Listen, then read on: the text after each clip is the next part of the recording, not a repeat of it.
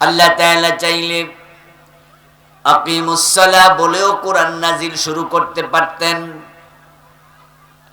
আল্লাহ তাআলা চাইলে কুতিবা আলাইকুমুস সিয়াম বলেও কোরআন নাজিল শুরু করতে পারতেন, কিন্তু আল্লাহ আকিমুস সালাহ বলে শুরু করেননি। যদি আল্লাহ এক নম্বরে বলতেন নামাজ পড়ো, নামাজ কায়েম করো, এখন নামাজ কেমনে পড়ে আমরা জানি না, না জানলে পড়বো কি? এজন্য আগে জানা তারপরে মানা। তিনি নাজিল করলেন ইকরা, ইকরা মানে পড়ো। এই কোরআনের মাঝে যা বলা হবে তা তোমরা পড়ো। পড়ার সাথে জানার সম্পর্ক আছে না নাই?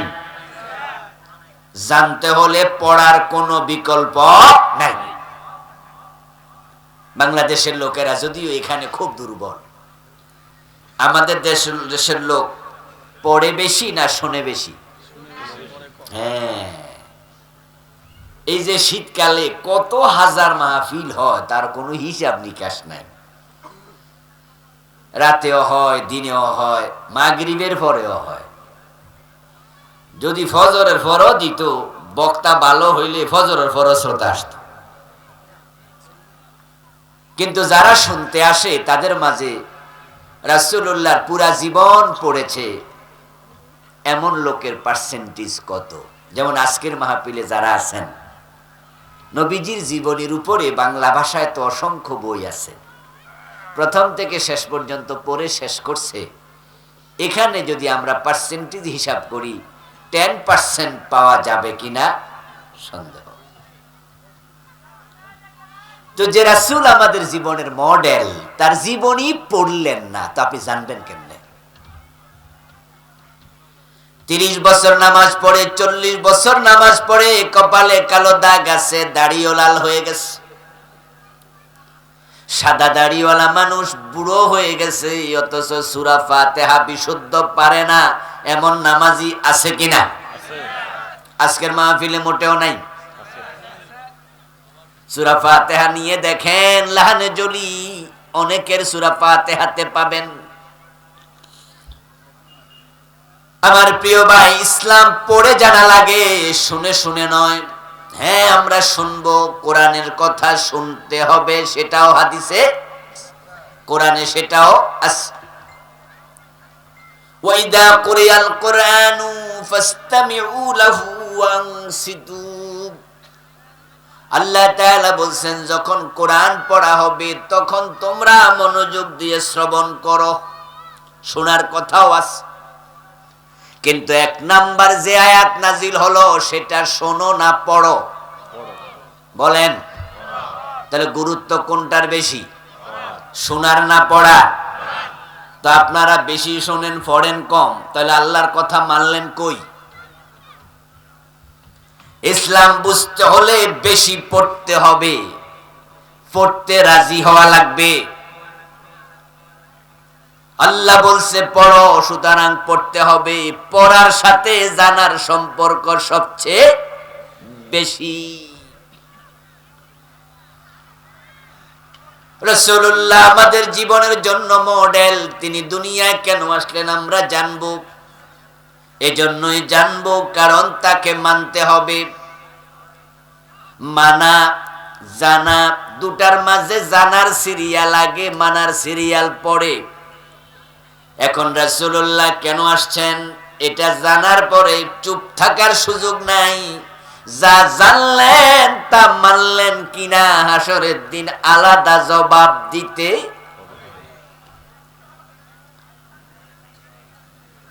লা তাজুলু কদম ইবনে আদম হাত্তা ইউসআলা আন খামস।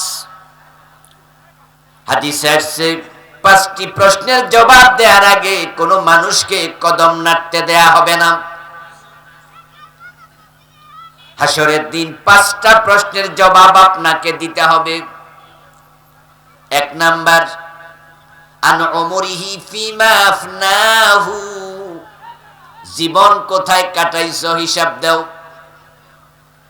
2 নাম্বার, আন শাবাবিহি ফিমা আবলাহু, যৌবন কোথায় কাটাইছো, যৌবনের হিসাব দাও।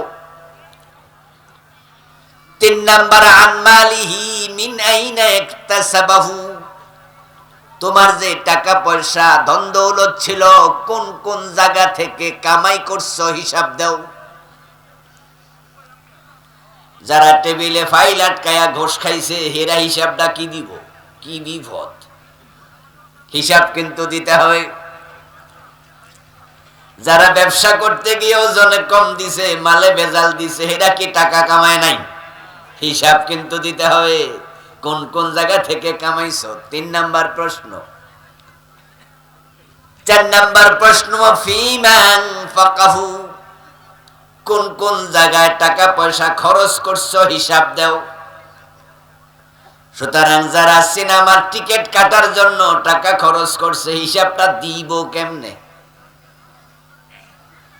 কত অপরাধ কাজে টাকা খরচ করছে, গানের সাদা দিছে, বিভিন্ন বাজে কাজে টাকা খরচ করছে। যারা প্রতিদিন এক প্যাকেট কইরা বিড়ি খাইছে, টাকা লাগে নাই, আল্লাহরে কোয়া লাগবে আল্লাহ বিড়ি খাইছিলাম। জর্দা খাইয়া লাখ লাখ টাকা খরচ করতেছে, জর্দা কোম্পানি কোটিপতি হয়ে গেছে। হেরা হিসাবে বিপদে পড়বো, কিতা থেকে কামাইছো? কব জর্দা বেচা বেচা কামাইছি, বিড়ি সিগারেট বিক্রি করে করে কামাইছি। বাজে হিসাব। যেই কাজে অনুমতি নাই সে কাজে কামাই করেছো কেন? এবার মারামারি শুরু। যেই কাজে অনুমতি নাই সে কাজে খরচ করছো কেন? মারামারি শুরু। 5 নাম্বার প্রশ্ন ওয়ামা আমিলা বিমা আলিমা, এবং যা শিখেছো জেনেছো তার কতটুকু আমল করেছো হিসাব দাও। রাসূলুল্লাহকে জানা ফরজ, জানার পরে বাড়ি চলে যাবেন সুযোগ নাই, মানাও ফরজ। কারণ জানার পরে মানলেন কিনা তার হিসাবও দিতে হবে। জানলেই মানতে হবে, কি বিপদ! এজন্য অনেক কয় যা শিখতামই না। কারণ জানলেই তো আবার আল্লাহ জিগাইবো জানছো যে মানছো নি। ছোটকালে চা দোকানে বসে যখন নাস্তা পানি খাইতাম, মাঝে মাঝে অতি পণ্ডিত টাইপের কিছু লোক চা দোকানে গল্প গুজব করতে শুনতাম। বলতো যে হুজুররা জানেও বেশি, হুজুরদের হিসাবও হইব বেশি, আর আমরা জানিও কম, আমাদের হিসাবও কম। ওরা মনে করে যে না জানলে মনে হিসাব নাই। বলুন তো, হ্যাঁ, এমন কথা বলার লোক বলে, এখনো বলে আছে। আচ্ছা বলেন তো, জানা নফল না ফরজ?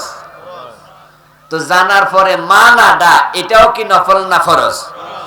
তো যে জানলো মানলো না, হে ফরজ তরক করছে একটা, আর যে জানে ও নাই মানে ও নাই, হে করছে কয়টা? তো যারা কইছে আমরা জানি কম হিসাব কম, কথাটা একবারে উল্টা হইল, ফাও কথা হইল। অনেকেই চিন্তা মাথায় লালন করে, আল্লাহ জিজ্ঞাসা করলে বলবো আল্লাহ আমি জানি না, সরি আমারে মাফ করে দাও। সে ভাবছে যে জানি না বললেই আল্লাহ হয়তো ছেড়ে দেবে। আমার প্রিয় ভাইরা বলুন তো, না জেনে বিষ খাইলে অসুবিধা আছে কিনা? তো আপনি যদি না জানা বিষ খান আর গলার মাঝে বিষ ঢুকে যখন কলিজা ফানি কইরা ফেলবে, আর আপনি বলবেন যে ওই বিষ মারস কেন, আমি জানি না, বিষে ছাইরা দিব। এজন্য এগুলো বাজে চিন্তা, শয়তান ধোকায় ফেলে রেখেছে। আপনি যে জানেন না, এই কথাটা আল্লাহর কাছে 1 পয়সার দাম নাই। আল্লাহ বলবেন যে কেন জানলি না? আমি তো 1 নাম্বারে বলেছি ইকরা। আমার তো প্রথম অর্ডারটাই ছিল পড়লে তো জানতি, পড়িসনি কেন? কেন পড়লি না? বিয়ে করতে জানলি, ছেলে মেয়ের বাবা হতে জানলি, টাকা পয়সা কামাই করে বাড়ি বানাইতে, গাড়ি কিনতে, জমি কিনতে জানলি, রাজনীতি করে নেতা হতে জানলি, ডাক্তার, এমবিবিএস, এসপিপিএস, এপারসিএস, ইঞ্জিনিয়ার, শিক্ষিত কত কিছু হইলি, সব জানলি, শুধু ঈমান ইলম আসলটাই জানলি না।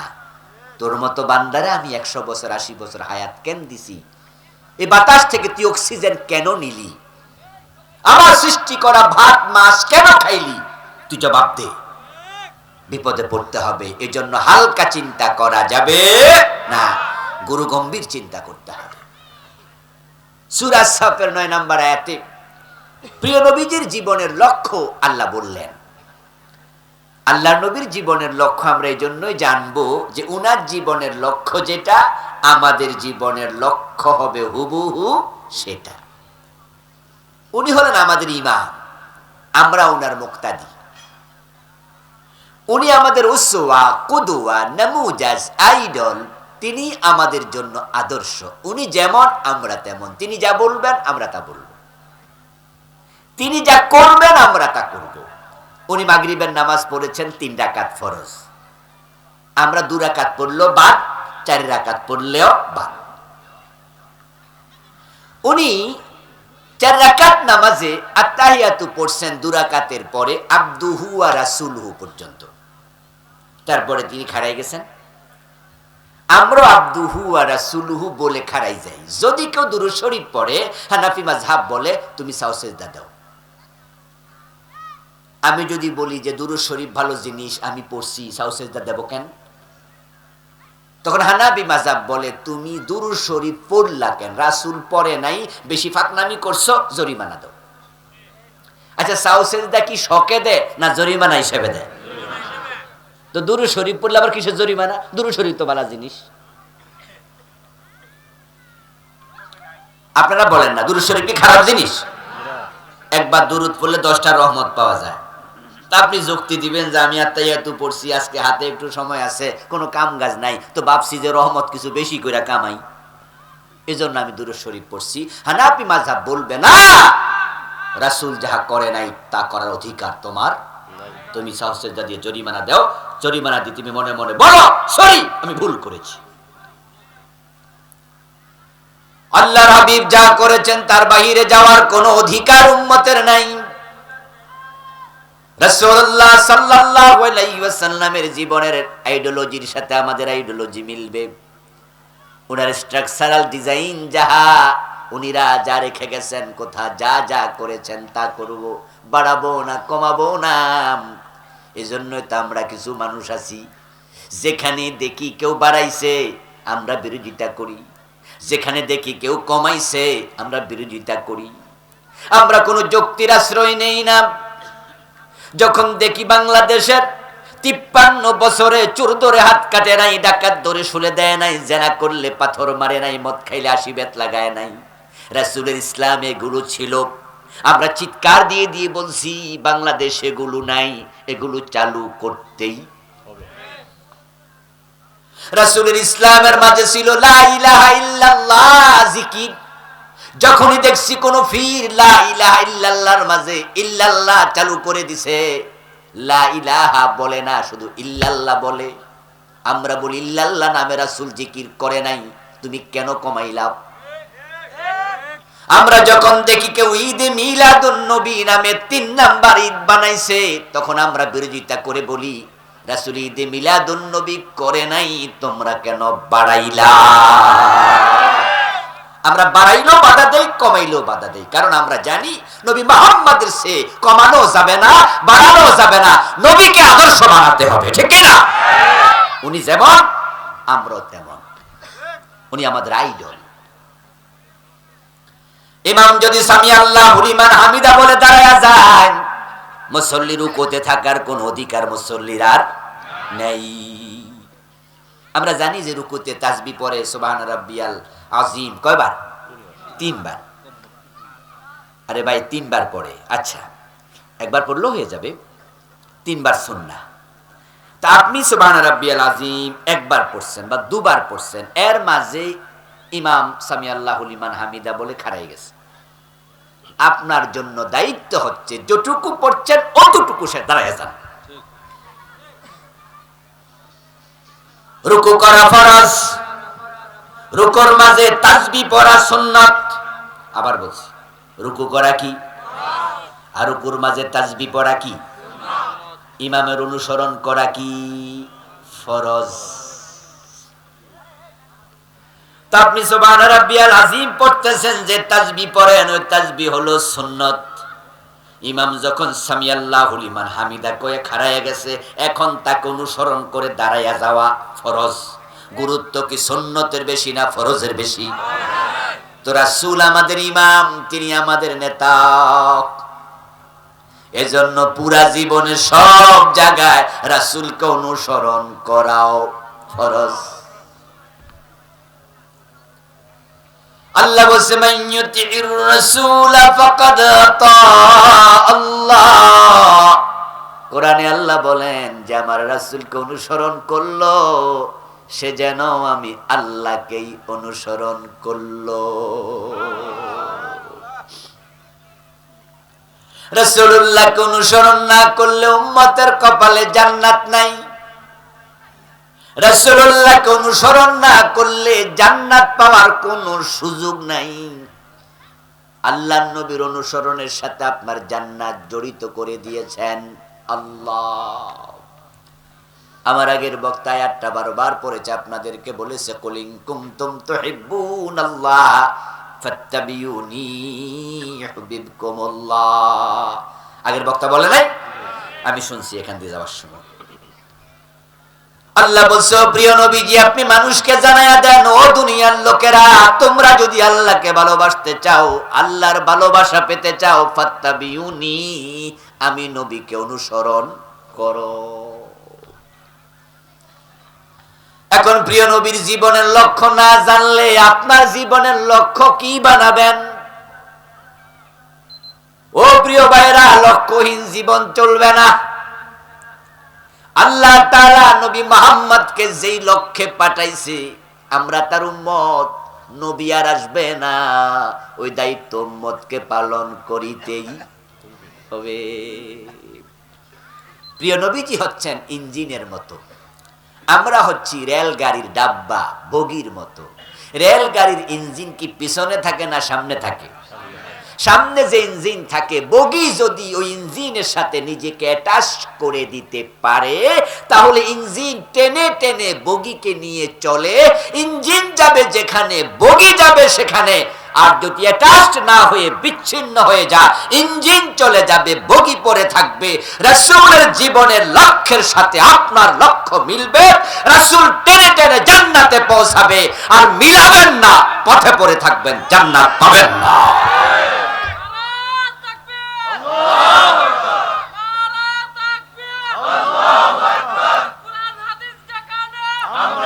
আমার প্রিয় ভাইরা, প্রিয় নবীজির জীবনের সাথে জীবনে লক্ষ্য মিলাতে হবে।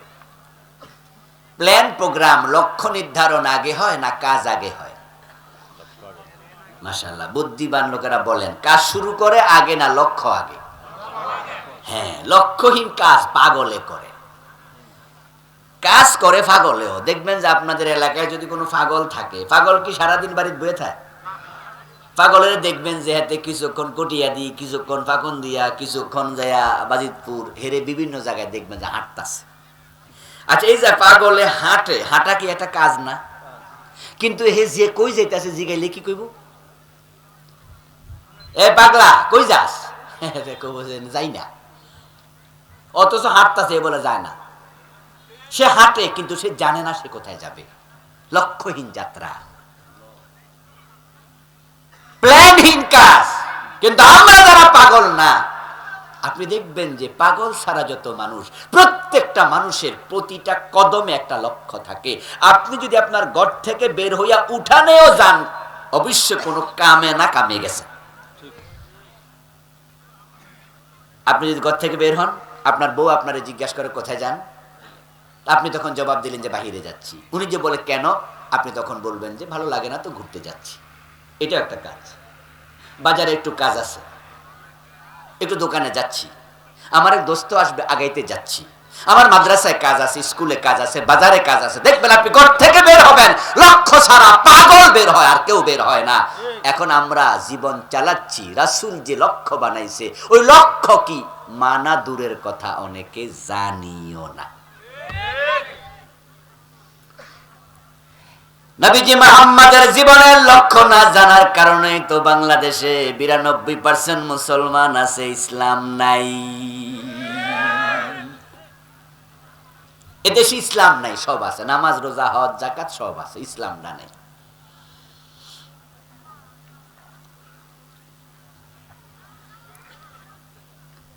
বড় দুঃখের কথা এগুলো। এক টিচার তার ছাত্রকে হাতির রচনা পড়ালো। হাতির রচনা পড়াইয়া শিক্ষক এবার ছাত্রদেরকে বলতেছে, তোমরা কি হাতি দেখেছো?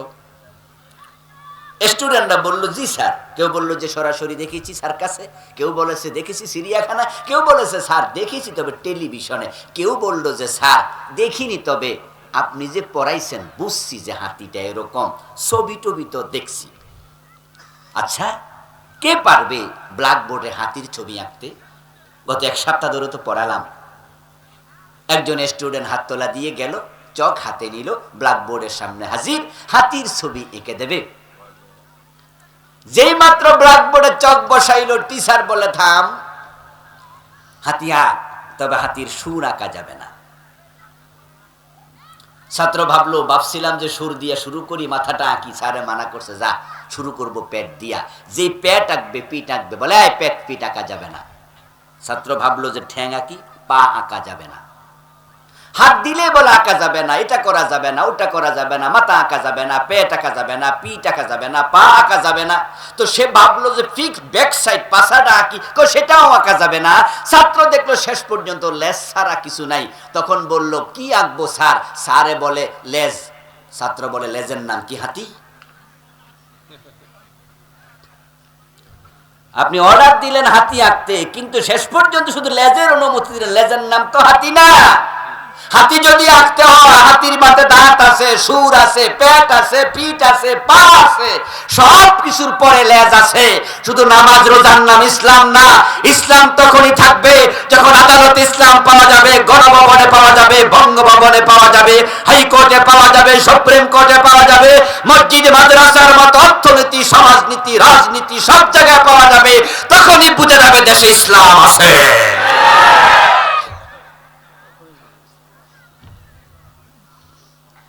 এখন কি ইসলামের আইনে হাইকোর্টে কোনো মামলার রায় হয়? সুপ্রিম কোর্টে হয়? জজ কোর্টে হয়?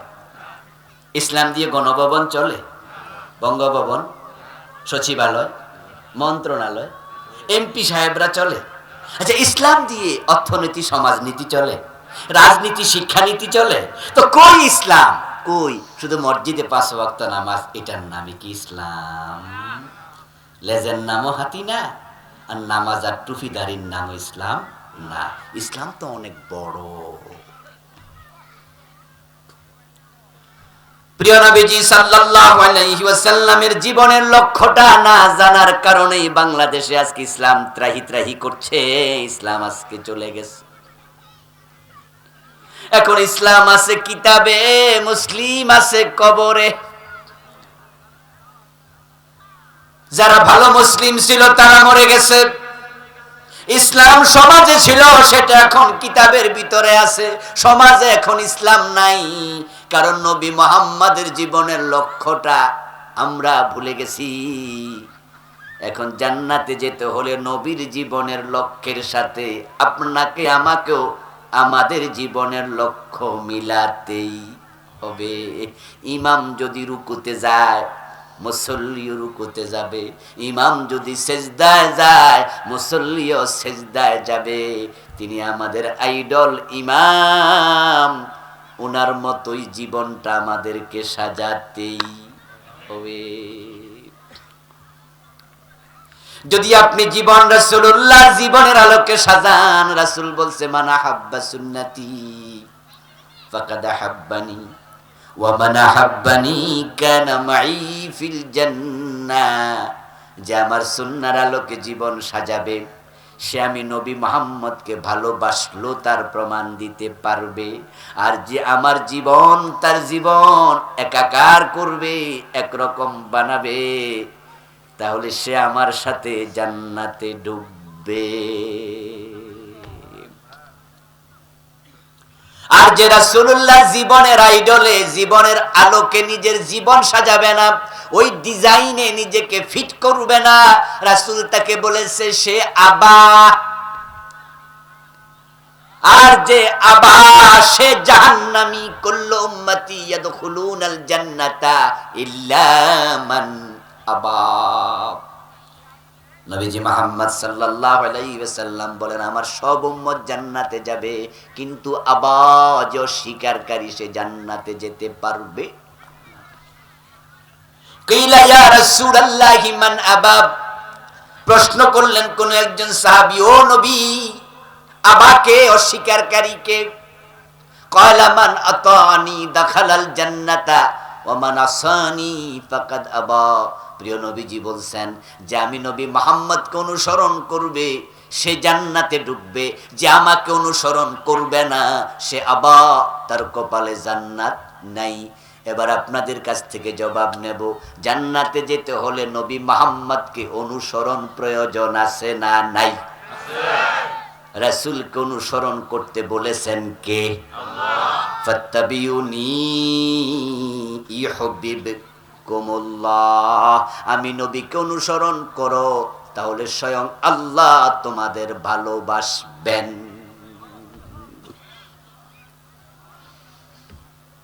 আল্লাহর হাবিব সাল্লাল্লাহু আলাইহি ওয়াসাল্লাম ছিলেন জীবন্ত কোরআন।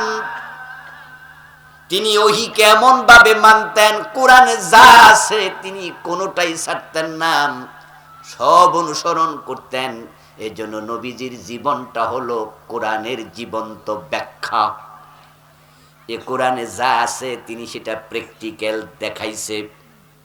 মা আয়েশাকে প্রশ্ন করা হয়েছিল, ওমা খুলুকু রাসূলিল্লাহি সাল্লাল্লাহু আলাইহি ওয়াসাল্লাম, তাবি বললেন ও মা আয়েশা রাসূলুল্লাহকে আমি চোখে দেখিনি, জানতে এসেছি নবীজি মুহাম্মাদের চরিত্র কেমন ছিল, কর্ম কেমন ছিল।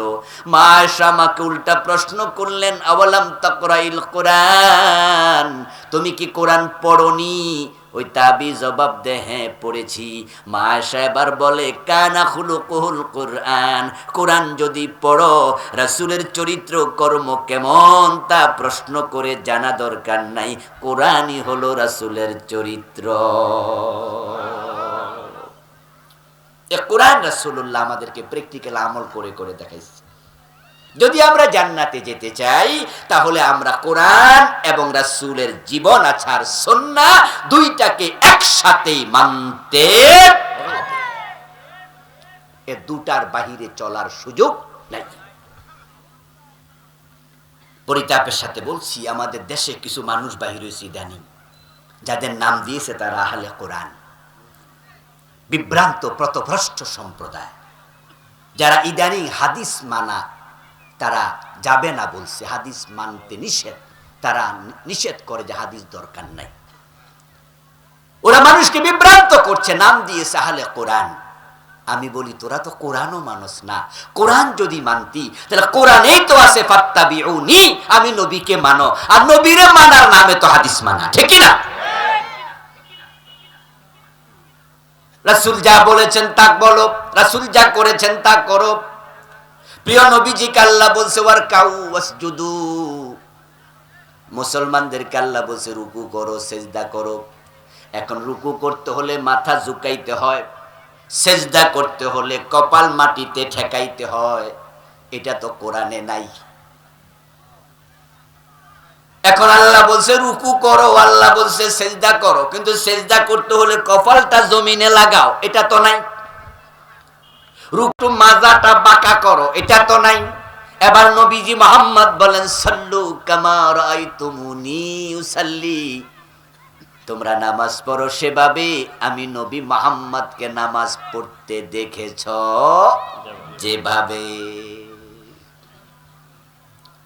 ওরা মানুষকে বলে যে হাদিস মানলে ঝামেলা, হাদিসের মাঝে জাল আছে, জয়ীফ আছে, হাদিসের মাঝে এই আছে ও আছে, বিভ্রান্তি তৈরি করে বলে এজন্য হাদিস বাদ দাও। অথচ প্রিয় নবীজি সাল্লাল্লাহু আলাইহি ওয়াসাল্লাম ১৬ লক্ষ সাহাবীর সামনে বিদায় হজের দিন ভাষণ দিতে গিয়ে বললেন, হতে পারে এই মাঠে এই দিনে তোমাদের সাথে আমার আর দেখা হবে না, আমি নবী চলে যাব, তবে তোমাদের মাঝে দুটি জিনিস রেখে যাব।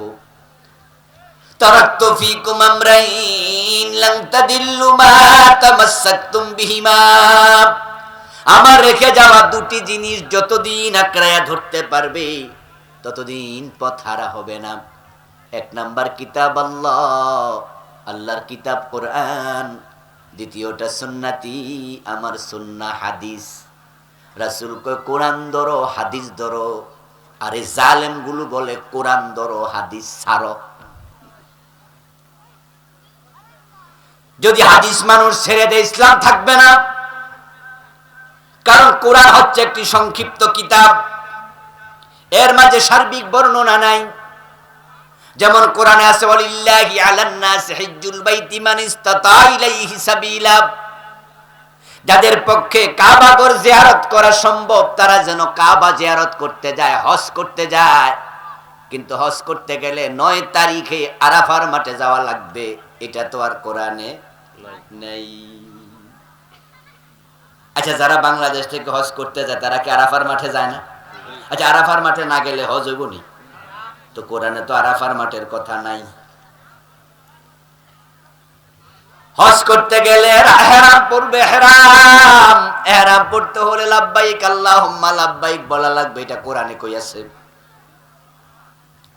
কাবা শরীফ তাওয়াফ করার জন্য আল্লাহ বলছে ওয়ালিয়াতাওয়াফু বিল বাইতিল আতীক, তোমরা এই স্বাধীন ঘর কাবাকে তাওয়াফ করো। কিন্তু তাওয়াফ করতে হলে 7 বার চক্কর দেয়া লাগবে, এটা তো কোরআনে নাই। এটা রাসূল নিজে প্র্যাকটিক্যাল দেখাইছে। তাই কোরআন বুঝতে হলে হাদিসের কাছে যেতেই হবে। আমার বন্ধু, কোরআন মাজিদে আছে আকিমুস সালাতা ওয়া আতুজ যাকাত, তোমরা নামাজ পড়ো, তোমরা যাকাত দাও। যাকাত দেওয়ার কথা কোরআনে আছে, কিন্তু কত টাকা থাকলে যাকাত দিতে হবে সেটা তো কোরআনে নাই। আবার যাকাত দিতে গেলে শতকরা 2.5 টাকা দিতে হবে, এটা কোরআনে নাই। তাহলে যাকাত কত হইলে দিবেন, কত টাকা দেবেন, এটা বুঝতে হলে হাদিসের কাছে যেতেই। কোরআনে আছে ফানকিহু মা তাবা লাকুম মিনান নিসাই মাসনা ওয়া সুলাসা ওয়া রুবা, তোমরা তোমাদের পছন্দসই নারী বিয়ে করো। এখন বিয়ে করার কথা কোরআনে আছে, কিন্তু ইজাব লাগবে, কবুল লাগবে, এটা কি কোরআনে আসেনি? এটা তো কোরআনে নাই, এটা রাসূলের হাদিসে আছে। এইভাবে যদি আমি বলতে থাকি, ডজন ডজন বলতে থাকবো।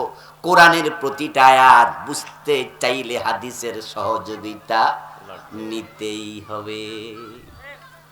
আমি শুনেছি আপনাদের এলাকাতেও নাকি আহলে কোরআন ঢুকছে, 2-1টা নাকি অলরেডি ঢুকে গেছে। এগুলো ক্যান্সারের ভাইরাস, এগুলো দেহের মাঝে ঢুকলে দেহ থাকে না। যদি এলাকায় এগুলো ঢোকে, ওদের সাথে মিশবেন না, তাদের কথা শুনবেন না, শুনলে ঈমান বাঁচবে না, ঈমান মরে যাবে। যারা হাদিস অস্বীকার করে তারা কাফের, তারা কাফের, তারা কাফের, কারণ তারা আল কোরআনের অসংখ্য আয়াত স্বীকার করছে। আরেক দল আছে, নিজের নাম দিছে হিজবুত তাওহীদ, ওগুলো কোরআনকে ইসলামকে বিকৃত করে দিচ্ছে। শুনলাম নাকি এই এলাকায় এই ভাইরাসও ঢুকছে, ওদের ব্যাপারেও সতর্ক করছি, খুব সাবধান। এই দেশে তাদের যে নেতা ছিল, ওই বেটা ডাইরেক্ট বিড়ি টানতো, ডাইরেক্ট বিড়ি টানতো। ওদের নামাজ দেখলে আপনি আশ্চর্য হবেন, রাসূলকে ফলো করে নামাজ পড়ে না, নামাজের মাঝে কেরাত পড়ে একবারে ভাষণের স্টাইলে, তারপর রুকু দেয়, এইভাবে সেজদা দেয়, মানে কি যে করে আশ্চর্য হয়ে যাবেন। এবং বেড়া বেড়ি একসাথে চলে, পর্দা করে না, পুরা চেহারা খোলা রাখে, চুল দেখা যায়, ঘাড় দেখা যায়, পিঠ দেখা যায়, অবস্থা বড় খারাপ। ওদের দেহের মাঝে যেই পরিমাণ কাপড় ঢেকে রাখা উচিত, নারীরা সে পরিমাণ কাপড় ঢেকে রাখে না। অথচ রাসূলুল্লাহ সাল্লাল্লাহু আলাইহি ওয়াসাল্লামের স্ত্রীদের থেকে আমরা পর্দার বিধানগুলো নেব, কারণ শরীয়তে নারীদের পর্দা কতটুকু দরকার এটা রাসূল তার স্ত্রীদেরকে শিখিয়েছেন সবার আগে, কন্যাদেরকে শিখিয়েছেন সবার আগে। আমি দেখেছি হিজবুত তাওহীদের মিটিং এ নারী পুরুষ একসাথে বসে আছে, ওরা বলে পর্দা নাকি হালকা, চেহারা খোলা রাখলে অসুবিধা নাই, চুল খোলা রাখলে অসুবিধা নাই। ও দোস্ত, আমি তোমাকে বলি, মা আয়েশার দিকে তাকাও, মা আয়েশা রাদিয়াল্লাহু তাআলা আনহা বলতেছেন, হজের সময় আমরা যখন পুরুষ এবং নারী একসাথে কাবা তাওয়াফ করতাম, তখন আমরা আমাদের চেহারার অংশটুকু নেকাবটা খুলে রাখতাম, সরাইয়া রাখতাম। যখনই পুরুষ আমাদের পাশ দিয়ে যেত, আমরা নেকাব টেনে দিতাম। সহিহ বুখারীতে এসেছে, যুদ্ধ থেকে ফেরার পথে মা আয়েশা রাদিয়াল্লাহু তাআলা আনহা একবার হারিয়ে গিয়েছিলেন। মা আয়েশা রাদিয়াল্লাহু তাআলা আনহাকে রেখে কাফেলা চলে গেছে। তিনি একা একা মরুভূমির মাঝে শুয়ে পড়লেন, ভাবলেন আমাকে খুঁজে যখন পাবে না তখন খুঁজতে আসবে। পিছনে যিনি খুঁজতে আসছিলেন ওই সাহাবীর নাম ছিল সাফওয়ান ইবনু মুআত্তাল রাদিয়াল্লাহু তাআলা আনহু। উনি সকালবেলায় ভোরবেলায় এসে দেখেন একজন নারী শুয়ে আছে। কাছে আগালেন, কিছুটা আবছা অন্ধকার, কিছুটা আলো। কাছে গিয়ে দেখেন মা আয়েশা। মা আয়েশাকে দেখে তিনি বললেন, ইন্না লিল্লাহি ওয়া ইন্না ইলাইহি রাজিউন। মা আয়েশা বলেন, আমার কানের মাঝে একজন পুরুষের কণ্ঠস্বর বেজে উঠল, সাথে সাথে ফাখাম্মারতু ওয়াজহি বিজিলবাবি, আমি আবার চাদর দিয়ে আমার চেহারা ঢেকে নিয়েছি। তাহলে মা আয়েশা থেকে দুটি হাদিস শোনালাম। হজের সময় পুরুষরা যখন আমাদের সামনে দিয়ে যেত, আমরা নেকাব টেনে নিতাম। সাফওয়ান যখন আমাকে সেখানে পড়ে থাকতে দেখে ইন্না লিল্লাহ পড়ল, আমার জেলবাব দিয়ে আমার নেকাব দিয়ে ঢেকে নিলাম চেহারা। তাহলে মা আয়েশার জীবনে চেহারা ঢাকার হাদিস, আর তারা কয় চেহারা ঢাকা লাগবে না, এবং ঘাড় দেখায়, চুল দেখায়। আমার দোস্ত, বিভ্রান্ত হওয়া যাবে না। আমি বলছিলাম নবী মুহাম্মদ অনুসরণীয়, অনুকরণীয় আদর্শ। উনার ইসলাম যেমন, আমাদের ইসলাম হবে হুবহু তেমন। এখন রাসূলুল্লাহকে আল্লাহ কেন পাঠালেন? রাসূলের জীবনের লক্ষ্য নিয়ে আল্লাহ কোরআনে 3টি সূরাতে আলোচনা করেছেন, যেটা আমি পড়েছি। সূরা সফ আয়াত নাম্বার 9, সূরাতুল ফাত আয়াত নাম্বার 28, সূরাতুত তাওবাহ আয়াত নাম্বার 33। সূরা 3টা, আয়াত 3টা, কিন্তু কথা একটা, হুয়াল্লাযী আরসালা রাসূলাহু বিল হুদা ওয়া দীনিল হক লিইয়ুযহিরাহু আলাদ-দীনি কুল্লি। এক কথা আল্লাহ 3 বার বলেছেন, তিনি আল্লাহ যিনি নবী মুহাম্মদকে পাঠিয়েছেন হুদা দিয়ে। হুদা মানে কোরআন, ওয়া দীনিল হক, এবং সত্য ধর্ম দিয়ে পাঠিয়েছেন। সত্য ধর্ম মানে ইসলাম। এবার আপনাদের থেকে শুনবো, সত্য ধর্ম কি? ইসলাম। আবার বলুন, সত্য ধর্ম কি? ইসলাম। তাহলে ইসলাম ছাড়া যত ধর্ম আছে সত্য না অসত্য? ইন্নাদ দীনা ইনদাল্লাহিল ইসলাম। আরেক আয়াতে আল্লাহ বলেন, আল্লাহর কাছে ধর্ম একটাই, সেটার নাম হলো ইসলাম। বাকি যত ধর্ম সব অসত্য, সব বাতিল। এজন্য আমরা ইসলামকে সর্বশ্রেষ্ঠ ধর্ম বলবো না একমাত্র ধর্ম বলবো? মাশাআল্লাহ, ভুল করা যাবে না। আমাদের কিছু ভাইয়েরা ভুল করে, আমরাও বলি, মাঝে মাঝে বলে ফেলি, স্লিপ অফ টাং হয় যে ইসলাম সর্বশ্রেষ্ঠ ধর্ম। সর্বশ্রেষ্ঠ মানে কি? অনেকগুলাই শ্রেষ্ঠ, তার মাঝে এটা 1 নাম্বার। এটা কথা, এটা শ্রেষ্ঠ, এটা শ্রেষ্ঠ, এটা শ্রেষ্ঠ, আর এটা হলো সবগুলার মাঝে শ্রেষ্ঠ।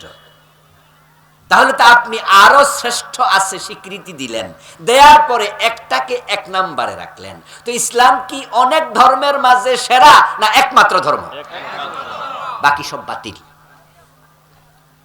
জাল টাকা টাকা নয়, জাল ভোট ভোট নয়, জাল দলিল দলিল নয়। ইসলাম ছাড়া যত ধর্ম আছে এগুলা আসলে ধর্মই না।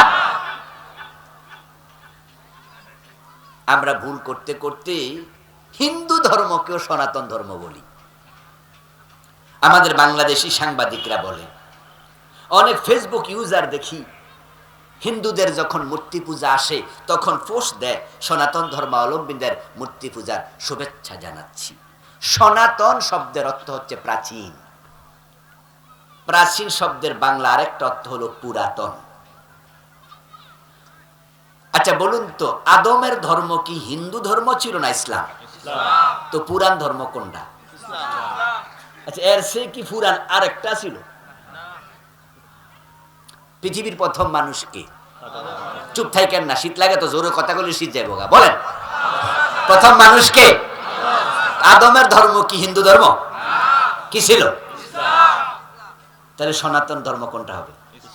ডেফিনিট ইসলাম, নিঃসন্দেহে পুরাতন ধর্ম ইসলাম। আদম আলাইহিস সালামের যুগে মূর্তি পূজাই ছিল না, শীষ আলাইহিস সালামের যুগে মূর্তি পূজাই ছিল না। মূলত মূর্তি পূজা শুরু হয়েছে নূহ আলাইহিস সালামের যুগ থেকে। এর আগে শত শত বছর চলে গেছে, তখন পৃথিবীতে কোনো মূর্তি ছিল না। ও প্রিয় ভাইরা, হযরত আদমের ধর্ম হলো এক নাম্বার ধর্ম পৃথিবীর, উনার ধর্ম ইসলাম ছিল। ইব্রাহিম আলাইহিস সালামের ধর্মের নাম কি? মিল্লাত আবিকুম ইব্রাহিম হুয়া সাম্মাকুমুল মুসলিমিন। ইব্রাহিমকে মুসলিম বলা হয়, তিনি মুসলিম নাম রেখেছেন আমাদের, তিনি নিজেও ছিলেন মুসলিম। আল্লাহ তাআলা বলছেন ক্বালা লাহু রাব্বুহু আসলিম ক্বালা আসলামতু লিরাব্বিল আলামিন। ইব্রাহিম আলাইহিস সালামের সন্তান ছিল হযরত ইসমাঈল, হযরত ইসহাক। ইসহাকের সন্তান ছিল হযরত ইয়াকুব। ইয়াকুব আলাইহিস সালামকে বলা হয় ইসরাইল, উনার সন্তানদেরকে বলে বনি ইসরাইল। ওই বনি ইসরাইলের নবী মুসা, বনি ইসরাইলের নবী ঈসা। তো ইব্রাহিমের ধর্ম যদি ইসলাম হয়, নবী মুসার ধর্ম ছিল ইসলাম। হুয়া সাম্মাকুমুল মুসলিমিন। হযরত ইব্রাহিম তো আমাদের নাম রাখছে মুসলিম, তাহলে ইব্রাহিম তার পরবর্তী সন্তানদেরকে বলছে এই তোরা সবাই মুসলমান।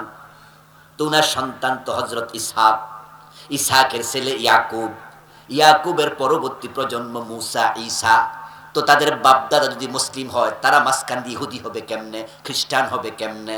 এজন্য মূলত তাদের ধর্মটাও ছিল ইসলাম। পরবর্তীতে ওরা নিজেদেরকে নাসারা পরিচয় দিত, মুসলিম পরিচয় দিত না, এটা তারা কোপাল ফোরা। যেমন বাংলাদেশে আমরা সবাই বলি আমরা মুসলিম, কিন্তু যারা কাদিয়ানি তারা ডিরেক্ট নিজেদেরকে মুসলিম বলে না, তারা বলে আহমদিয়া মুসলিম। জানেননি আপনারা? জানেননি? যারা কাদিয়ানি তারা নিজেদেরকে কি বলে? তারা আহমদিয়া মুসলিম জামাত। আচ্ছা আমরা যেখানে যারা আছি, আমরা কি নিজেদেরকে মুসলিম ছাড়া কিছু বলি? আমরা বলি আমরা মুসলিম। কিন্তু কাদিয়ানীদের কপাল ফোড়া, তারা নিজেদেরকে শুধু মুসলিম পরিচয় দেয় না, সরে গেছে। ওই খ্রিস্টানরাও তাই, ইহুদিরাও তাই, তাদের নবী মুসার ধর্ম ইসলাম, খ্রিস্টানদের নবী ঈসার ধর্ম ইসলাম, ইব্রাহিমের সন্তান তারা। এজন্য আল্লাহর কাছে পৃথিবীতে ধর্ম একটাই, সেটার নাম হলো ইসলাম। ইসলাম যদি নূহ নবীর ধর্ম হয়, ইসলাম যদি আদম নবীর ধর্ম হয়, তাহলে সনাতন ধর্ম হিন্দু কেমনে হলো? বরং আমরা প্রপাগান্ডা শিকার। অতি ব্যবহার হতে হতে হতে হতে অনেক সময় দেখা যায় অসত্য কথাও সত্যে পরিণত হয়ে যায়। এখন ইসলাম আমাদের ধর্ম, নবী মুহাম্মদ সাল্লাল্লাহু আলাইহি সাল্লামকে সত্য ধর্ম ইসলাম নিয়ে আল্লাহ পাঠালেন, কোরআন নিয়ে পাঠালেন। এবার তিনি বলছেন কেন পাঠাইছি শোনো, কারণ হলো লিইয়ুযহিরাহু আলাদ্দীনি কুল্লি। আমি আল্লাহ চাই আমার নবী এ কোরআন এবং ইসলাম নিয়ে পৃথিবীতে যাবে, যাওয়ার পরে কোরআন এবং ইসলামকে সব ধর্মের উপরে বিজয়ী করে দিবে। যত মত আছে, পথ আছে, আইন আছে, চিন্তা আছে, আদিয়ানে বাতেল আছে, সমাজে যা আছে সবটার উপরে আমার নবী ইসলামকে বিজয় করবে। সুবহানাল্লাহ। দ্বীনের বিজয় ছিল নবী মুহাম্মদের জীবনের একমাত্র লক্ষ্য। قال رسول الله صلى الله عليه وسلم الاسلام يعلو ولا يعلى রাসূল বলে ইসলাম বিজয়ী হতে এসেছে, ইসলাম পরাজিত হতে আসে নাই। ইসলাম পরাজিত হতে আসে নাই। এজন্য যত নবী ইসলাম নিয়ে এসেছেন হয়তো শহীদ হয়েছেন, না হয় বিজয়ী হয়েছেন। সুবহানাল্লাহ পড়েন। হয়তো শাহাদাত, না হয় বিজয়। আপনি তাকিয়ে দেখেন নবী সুলাইমানের দিকে। ইসলামকে তিনি এস্টাবলিশ করেছেন, তিনি রাষ্ট্রপ্রধান ছিলেন। উনার কথা শুধু মানুষ না, জিনেরা পর্যন্ত শুনেছে। পিপিলিকা পর্যন্ত নবী সুলাইমানের কথা শুনত। জিন আর পিপিলিকা পাখি নয়, এক পাখি তো সুলাইমানের মজলিস থেকে ছুটি না নিয়ে চলে গেছে। ওই পাখির নাম ছিল হুদহুদ। ওই হুদহুদ পাখি যখন ছুটি নেয় নাই, হযরত সুলাইমান বলেছিলেন লা আযবাহান্নাহু, হে কেন ছুটি নিল না? আসলে আমি জবাই করে দেবো, অথবা আমার কাছে উপযুক্ত কারণ দর্শাতেই হবে। পাখি উনার কথা শুনতো। শুধু পাখি, জিন, পিঁপড়া নয়, ওয়ালি সুলাইমান আল্লাহ কোরআনে বলে আমি বাতাসকেও সুলাইমানের অনুগত করে দিয়েছি। বাতাসও নবী সুলাইমানের কথা শুনতো। তাজরি বি আমরিহি, তাজরি বি আমরিহি, বাতাস সুলাইমানের কথায় চলতো। সুলাইমান নবীর বাবার নাম ছিল দাউদ আলাইহিস সালাম। নবী দাউদের দিকে তাকান, তিনি ইসলামকে এস্টাবলিশ করেছিলেন। দাউদ ছিলেন প্রেসিডেন্ট, দেশের রাজা।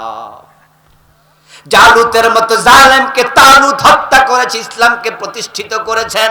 নবী মুহাম্মাদের দিকে তাকান, আবু জেহেল শেষ, নবী মুহাম্মদ 10 বছর মদিনার প্রেসিডেন্ট। 8ম হিজরিতে মক্কা সহ বিজয়ী হয়েছে। পুরা অঞ্চলে নবী মুহাম্মদ নেতৃত্ব দিয়েছে।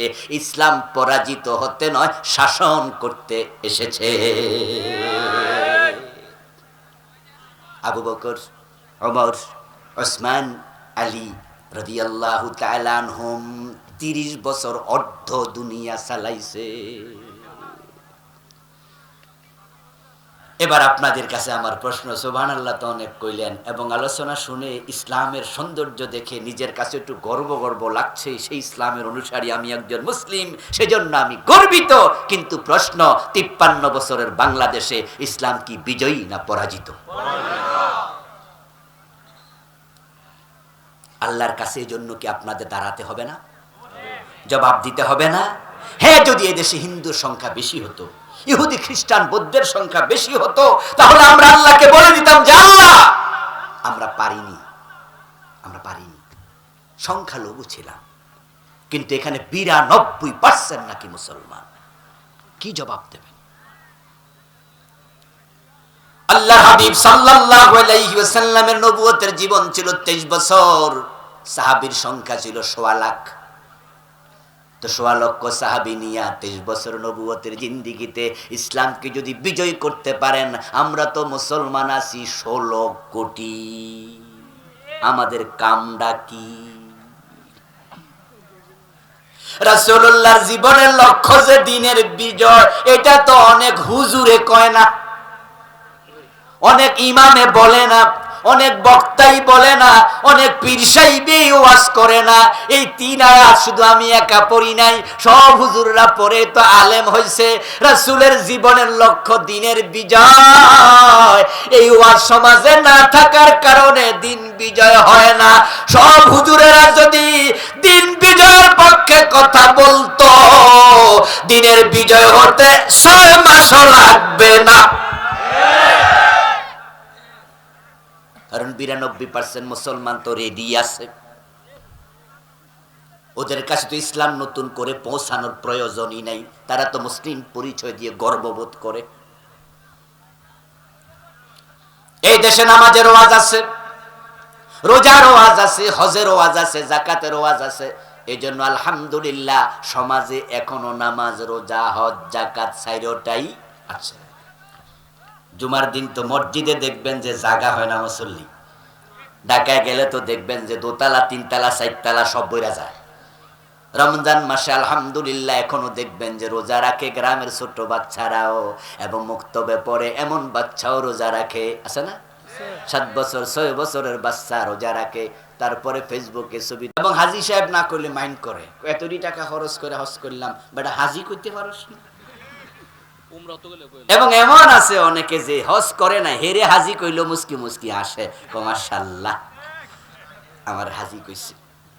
হজের ওয়াজ আছে, তাই মানুষ হজকে এখনো ভালো আমল জানে, যার কারণে সিনেমার নায়কেরাও মাঝে মাঝে হজ করে। রাশেদ খান মেনন, হাসানুল হক ইনুর মতো লোক যারা ইসলাম পাইলে জবাই করে দিত, হেরাও হজে গেছে। মক্কা শরীফে গিয়া সেলফি তুলে তারপরে ফেসবুকে দিছে, আমি হজ করতে এসেছি। হুজুরদের হজের ওয়াজের রেজাল্ট, সিনেমার নায়ক হজ করে, নামাজের ওয়াজের রেজাল্ট সুদখোর জুমার দিন মসজিদে যেতে হয়, রোজার ওয়াজের রেজাল্ট বেরোজগারি দরজা পর্দা টানে খেতে হয়। যদি এমন ওয়াজ দিন কায়েমের হতো, তাহলে মানুষেরা দিন কায়েমের পক্ষ এসে যেত। কিন্তু এমন অসংখ্য মসজিদ বাংলাদেশে আছে, যেদিন মসজিদ বানাইছে সেদিন থেকে আজ পর্যন্ত রাসূলের জীবনের লক্ষ্য সম্পর্কিত যে আয়াত আছে, ওই আয়াতের ওয়াজ একদিনও হয় নাই। এমন বক্তাও আছে যারা জীবন ও দিন কায়েমের ওয়াজ করে, এমন পীর আছে যারা জীবনেও দিন বিজয়ের ওয়াজ মুরিদদের কাছে শোনায় নাই। যার কারণে তো দিন নাই। বরং আমরা যারা দিন বিজয়ের ওয়াজ করি, ওই যে মাঝখানে বইয়া বইয়া দোস্ত দোস্তরে কয় রাজনীতি শুরু করছে রে, নাই? নামাজের ওয়াজ করলে রাজনীতি হয় না, কারণ কোরআনে নামাজের কথা আছে তো। রোজার ওয়াজ করলে রাজনীতি হয় না, কোরআনে রোজা আছে তো। কিন্তু ইসলাম কায়েমের কথা বলে রাজনীতি, কারণ কোরআনে ইসলামের কায়েমের কথা নাই। এটা হুজুর বানায়া কইতাছে, ঠিক না? এটা হুজুর বানায়া কইছে।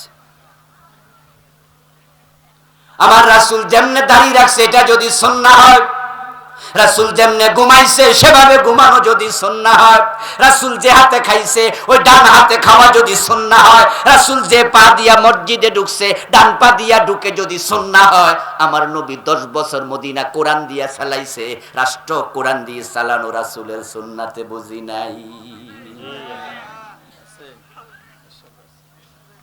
এই ওয়াজ নাই কেন রে দোস্ত? কেন কমে গেল? বরং রাস্তার পাশ দিয়ে হেঁটে যাচ্ছে দুই দোস্ত, যাইতে যাইতে কয় যে গাড়ির গ্লাসটা নামা, প্রাইভেট কারে করে যাচ্ছে, ওয়াজ চলতেছে মেইন রোডের পাশে, যে হুজুর কি ওয়াজ করে, এই গ্লাসটা একটু নামায় দে তো শুনি। কানে আসছে যে হুজুর বলতেছে ইসলাম কায়েম করিতেই হবে, ইসলামের বিজয়। তখন কো বুঝা লাইছি হুজুর মনে অমুক দলের কর্মী।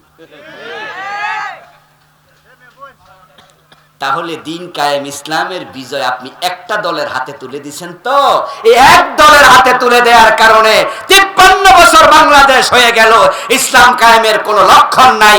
আমরা সবাই মিলে যদি শুরু করে দেই, এদেশে দিন বিজয় কেউ ঠেকাতে পারবে না। সবাই মিলে করতে হবে, সবাই মিলে। ওয়াতাসিমু বিহাবলিল্লাহি জামিআ ওয়ালা তাফাররাকু, এটা সবাই মিলে করতে হয়, সবাই মিলে। আলাদা হলে হবে না। এখন সকলে কেন বলে না? কোরআনে তো আছে, তারা বলে না। না বলার কারণ আছে বন্ধু, আমরা রাসূলের সুন্নাহ মানি না তা নয়, আমরা সবাই সুন্নাহ মানি। দাড়ি আছে, টুপি আছে, পাজামা পাঞ্জাবি পরছি, পাগড়ি মেসওয়াক আছে। সুন্নাহ না মানলে কি আর শীতের মাঝে ফজরের নামাজ পড়ি? হ্যাঁ, সুন্নাহ মানি ততক্ষণ সুবিধা আছে, বিপদ আছে যেখানে। এই যে আপনাদের কিশোরগঞ্জ জজকোর্ট আছে, আসেনি? জজকোর্টে 2-1 ম্যাজিস্ট্রেট 5 ওয়াক্ত নামাজ পড়ে, জজ নামাজ পড়ে, এমন 2-4 জন অফিসার আছে না? জোহরের নামাজ পড়ার জন্য জজকোর্ট মসজিদে গেল। যাওয়ার পরে ইমাম সাহেব 2 রাকাত পড়ার পরে আত্তাহিয়াতু পড়তে ভুলে গেছে বসতে। উনি বরং আল্লাহু আকবার কইয়া খাড়াইতে শুরু করছে। যখন ইমাম সাহেব 2 রাকাত পড়ে না বসে দাঁড়াইতে থাকে, আমরা মুক্তাদিরা কি দাঁড়াই না লোকমা দেই? আমরা পিছন দিয়ে সতর্ক করি। আচ্ছা, মুক্তাদিরা যখন লোকমা দেয়, জজ সাহেব লোকমা দেয় নাই?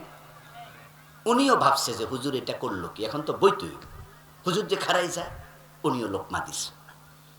2 রাকাত পড়ার পরে রাসূল বসেছেন, মাসালা হলো 2 রাকাত পড়ে বসে 4 রাকাত বিশিষ্ট নামাজ আর তাহিয়াতু পড়তে হবে, এটা ওয়াজিব।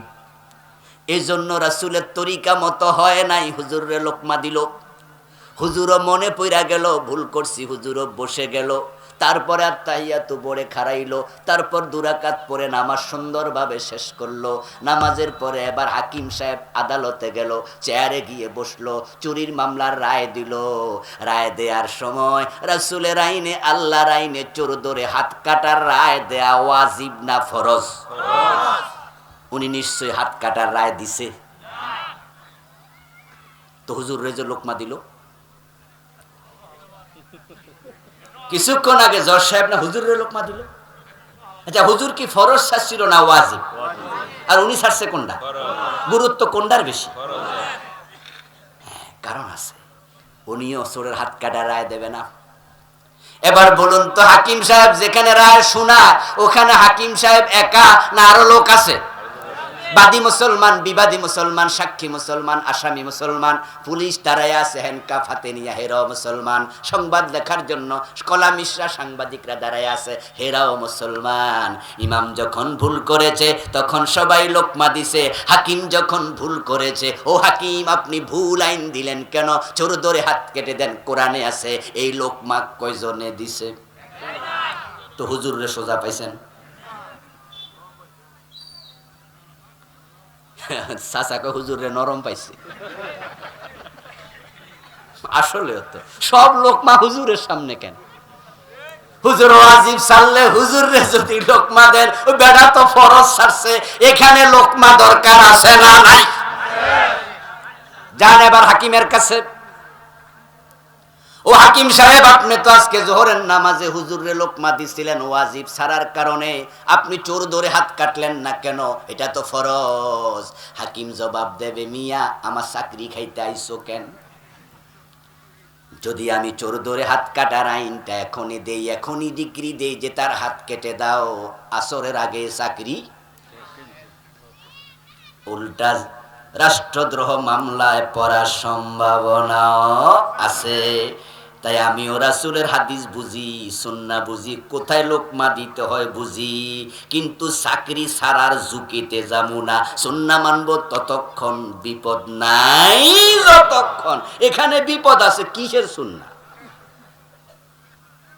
এবার বলুন, যারা আছে আদালতের মুসলমান, সাক্ষী, বিবাদী, আইনজীবী, ও মিয়ারা, ও অ্যাডভোকেট, তোমরা কেন চিৎকার দিয়ে বললা না হাকিম কোরআনে আছে চোর ধরে হাত কাটো, আপনি কেন কাটেন না? হাত কাটার আইন দেন, কেন বলো না? তখন তারা বলবে আদালত অবমাননার মামলা খাবো বুঝি।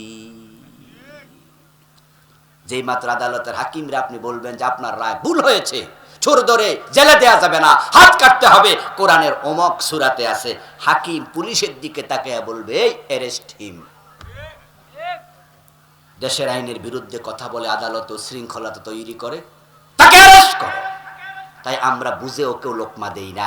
তাহলে আমরা সুন্নাহ মানি ততক্ষণ, ঝুঁকি নাই যতক্ষণ। কান খুলে শোনো মুসলমান, সুবিধাবাদ জিন্দাবাদে মোমেন হওয়া যায় না। আচ্ছা, জান্নাতে যাওয়ার পথ কি একবারে ফুল বিছানো? হাসতে হাসতে পান সিবাইতে সিবাইতে জান্নাতে যাওয়া যায়? বরং আমরা তো হাদিসে পড়েছি, হুফফাতিল জান্নাহ বিল মাকারিহ ওয়া হুফফাতিন নারু বিশ-শাহওয়াত, সহিহ বুখারীর হাদিস। প্রিয় নবীজি বলেছেন, জাহান্নামের চারদিকে শুধু আনন্দ দিয়ে ভরে রাখা হয়েছে, আর জান্নাতের চারদিকে কাঁটা কাঁটা কাঁটা। জান্নাতের পথ কখনোই ফুল বিছানো ছিল না। এটা বড় বন্ধুর, বড় দুর্গম, বড় মরুময়, বড় কণ্টকাকীর্ণ, বড় পিচ্ছিল। এই পথে হাসতে হাসতে ঢুকা যায় না রে দোস্ত, অনেক ঝুঁকি নিতে হয়। এখন আমাদের দেশের হুজুররাও জানে দিন বিজয়ের কথা কোরআনে আছে, বলে না, কারণ যে ইমাম বলছে তার চাকরি গেছে। আল্লামা সাইদির দিকে তাকায়া দেখছে জেলে গেছে, মামুনুল হকের দিকে তাকায়া দেখছে হক কথা বলাতে বউ দিয়া ধর্ষণের মামলা করছে।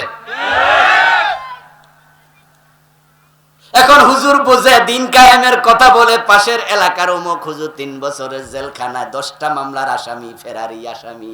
এখন দিন কায়েমের কথা বইলা আমি বুঝি ঝুঁকিতে পড়বো। এজন্য হুজুররা শুধু নামাজ রোজার ওয়াজ পর্যন্তই আছে।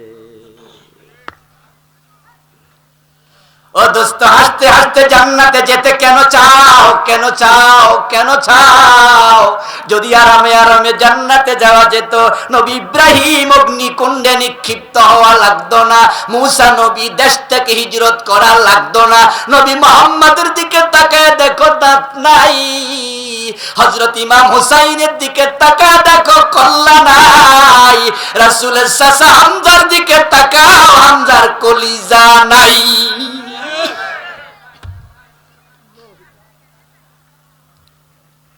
আমির হামজা রাদিয়াল্লাহু তাআলা আনহু কলিজা দিছে, কলিজা হিন্দা বুক কেটে কলিজা বের করে কাঁচা চাবাইছে, বেলালের গলায় রশি লাগায় টানছে। হোসাইন ইয়াজিদের বিরুদ্ধে দাঁড়াইছে, তাই কল্লা দেয়া লাগছে। ইয়াজিদ রাষ্ট্র ক্ষমতা দখলে করে নিছিল, হোসাইন তার বিরুদ্ধে কেন দাঁড়ালেন? কারণ হোসাইন রাদিয়াল্লাহু তাআলা আনহু জানতেন ইয়াজিদ ছিল মদ পানকারী, ও ছিল বেনামাজি। তাফসীর ইবনু কাসির প্রণেতা ইমাদউদ্দিন ইবনু কাসির রাহিমাহুল্লাহ, উনি একটা বিশাল ইতিহাসের কিতাব লিখছে, এটার নাম আল বিদায়া ওয়ান নিহায়া। ওই বইয়ের মাঝে উনি উদ্ধৃত করেছেন ঐতিহাসিকদের, আলেমদের বক্তব্য, ইয়াজিদ মদ পানকারী ছিল, তারিকুস সালাত ছিল। ইয়াজিদের দরবারে মদ পান করে মেয়েরা লাপাতো, এটা ইতিহাসে আছে, বেদায়া নেহায়াতে আছে।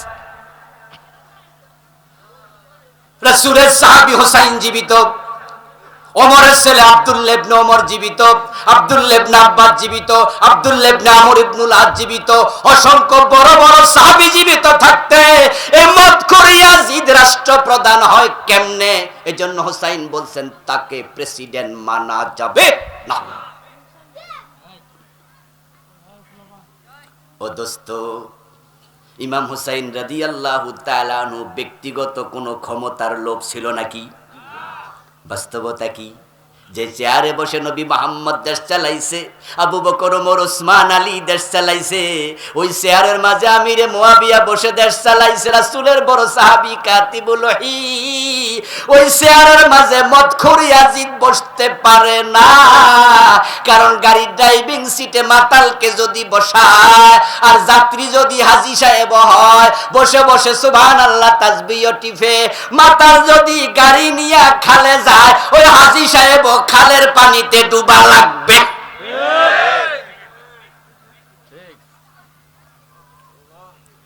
এখন আপনি জীবনে ঝুঁকি নেবেন না যে দিন কায়েমের কথা বললে মামলা খাওয়া লাগে, হামলায় পড়া লাগে, বিপদে পড়া লাগে। এই জন্য আপনারা অনেকে বলেন না, না বলার কারণেই তো 92% মুসলমানের দেশে দিন কায়েম হচ্ছে না। আলহামদুলিল্লাহ, এবার একটু মোটামুটি ঝুঁকি কমছে। আগস্টের 5 তারিখের পরে এখন জালেমরা আর মাথা উঁচু করে কথা বলতে পারে না, এখন আলেমদের কথা বলার সময় এসেছে, ঠিক কিনা? আগস্টের 5 তারিখের আগ পর্যন্ত আমরা আলেমরা একটু টেনশনেই ছিলাম। বাংলায় প্রবাদ ছিল, চোরের মনে পুলিশ পুলিশ, কিন্তু গত 15 বছর এই প্রবাদ উল্টে হুজুরের মনে ঢুকাই দিচ্ছে। এর জন্য আমরা বক্তারাও তো মাহফিল আসার আগে ভাবতাম যাওয়ার সময় অ্যারেস্ট হই না, আসার সময় হই না, মাহফিল চলাকালে হই, কওয়া তো যায় না। তাই আমরাও ভাবতাম পুলিশ পুলিশ পুলিশ পুলিশ, ছোট হুজুর বড় হুজুর, আলিয়ার হুজুর কওমের হুজুর, রাজনীতি হুজুর রাজনীতি সারা হুজুর, মোটামুটি কারোরে ছাড়ে নাই, বড় বড় আলেম প্রায় সবাই বেজ্জতি করছে। তবে 2-4টা মুনাফেক আলেম ছাড়া, যারা দুদিক থেকে সুবিধা নেয়। তারা আওয়ামী লীগ সরকারের আমলও সুবিধায় ছিল, এরা বর্তমান সরকারের আমলও সুবিধায় আছে, কারণ ওরা দুই দিকেই মুখ রাখে। কিছু মুনাফেক ছাড়া, যেমন আপনাদের এই কিশোরগঞ্জে একটা মুনাফেক আছে, এটার নাম ফরিদউদ্দিন মাসউদ।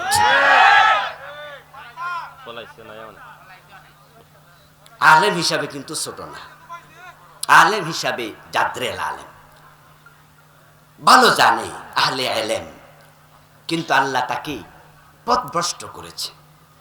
সে এতটাই পথ হারা হয়েছে যে শাহবাগের মোড়ে নাস্তিকদের সাথে হাত মিলাচ্ছে। আর কত নিচে নামবে, কতটা নিচে নামবে, আর কি করলে একজনকে পথভ্রষ্ট না বলে থাকা যায়? এই জাতীয় কিছু সুবিধাবাদী আলেম ছাড়া বাকি কেউ বাঁচে নাই।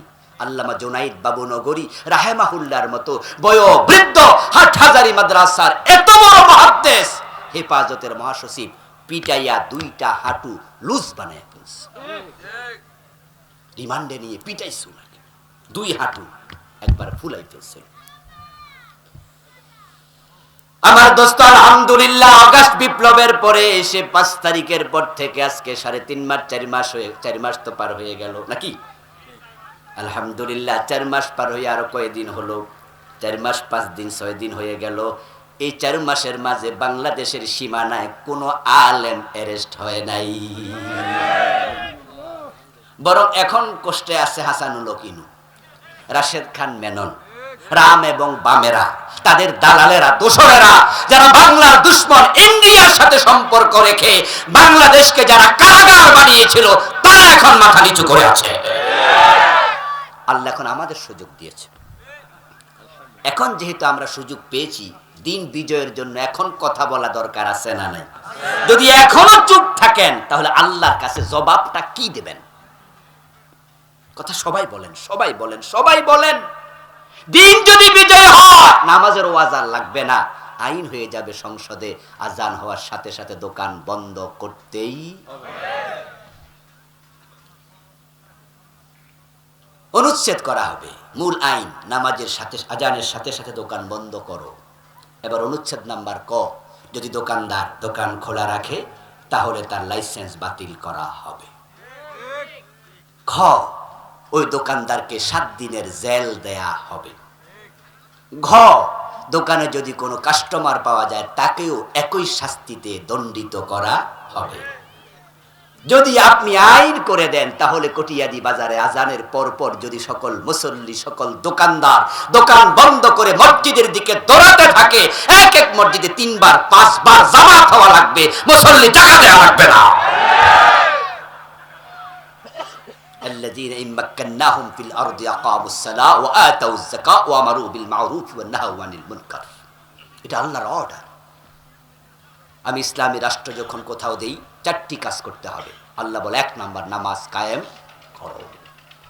ইমাম আবু হানিফা, শাফি, মালিক, আহমদ ইবনে হাম্বল রাহিমাহুমুল্লাহ 4 ইমাম ঐক্যমত, কোন বালেগ নামাজ না পড়িলে প্রমাণিত হলে তাকে জেলে দিতে হবে। ইমাম শাফি রাহিমাহুল্লাহ বলছেন জেলে দেওয়ার আগে কিছু পিটুনি। 9 বছর গেল, একটা 50 তলা বিল্ডিং এখনো নাই। কারণটা কি? মালয়েশিয়া তো খনিজ পদার্থ নাই, আমাদেরও তো নাই, তো তার আগে আমরা কেন পিছালাম? শুধুমাত্র নেতারা চোর, নেতারা চোর। এই দেশের টাকা চুরি করে মালয়েশিয়া পাঠায়, সিঙ্গাপুরে পাঠায়, কানাডায় বেগম পাড়া বানাচ্ছে। নেত্রী কি বললেন? তার বাড়ির ফিয়ন কত কোটি টাকার মালিক? কত? 400 কোটি টাকা। আমার ভাই এডি কি বেড়া চাকরি করে কামাইছে? কার টাকা? আপনাদের টাকা। আচ্ছা, এই যে মোবাইলে আপনারা 100 টাকা যখন ফ্লেক্সি লোড করেন, মোবাইলে যখন আপনি ঢুকান, সাথে সাথে 15 টাকা ভ্যাট সরকার নিয়ে যায়। আমার বন্ধু, দাউদকান্দি হয়ে কত গাড়ি প্রতিদিন মেঘনা ব্রিজ পার হয়, প্রতি গাড়িতে টোল, এক দিন কোটি কোটি টাকা। যমুনা ব্রিজে আসে প্রতিদিন কোটি কোটি টাকা। আপনি যখন খরচ কিনেন তখন আপনাকে দিতে হয় ভ্যাট, যখন আয় করেন তখন দিতে হয় ট্যাক্স। আপনি জমির দলিল করতে যান, আপনি কারেন্ট ব্যবহার করতে যান, প্রায় জায়গাতে আপনাকে সরকারকে মোটা অঙ্কের টাকা দিতে হয়। এক দিন কোটি কোটি টাকা রাজস্ব আয় হয়। এই টাকাগুলো দেশে যদি কাজে লাগতো, সোনার বাংলা হতে বেশি দিন লাগতো না। যেমন মালয়েশিয়া আগাইছে, বাংলাদেশও আগাতে পারতো। কিন্তু কেমনে আগাবেন? আমাদের নেতৃত্ব ওই মাহাতির মোহাম্মদের মতো সৎ হতে পারে নাই। ফিয়ন যদি 400 কোটি টাকার মালিক হয়, বাড়িওয়ালা কত কোটি টাকা খাইছে? শুধু এসালম গ্রুপ ইসলামী ব্যাংকের 18টি শাখা থেকে নাকি টাকা পাচার করেছে 80,000 কোটি।